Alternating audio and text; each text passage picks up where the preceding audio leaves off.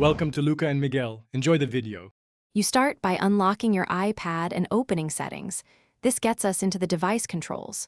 Once done, tap Display and Brightness to reveal auto lock options and brightness controls.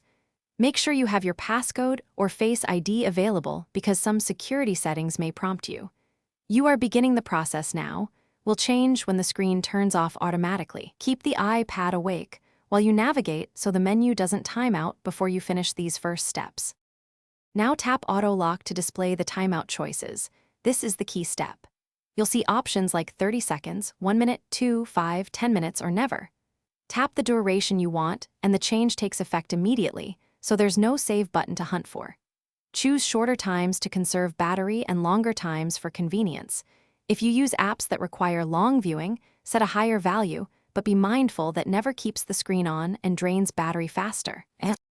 Finish by locking your iPad and verifying the screen turns off after the chosen interval. This confirms success. If auto lock is grayed out, make sure low power mode or guided access aren't restricting changes because these features override or disable auto lock. If the settings still won't change, restart the iPad to clear temporary issues and then recheck display and brightness. One key troubleshooting tip: disable guided access and accessibility if you need auto lock options back, since it forces the screen on. Thanks for watching and please subscribe. It's the best investment you'll ever make.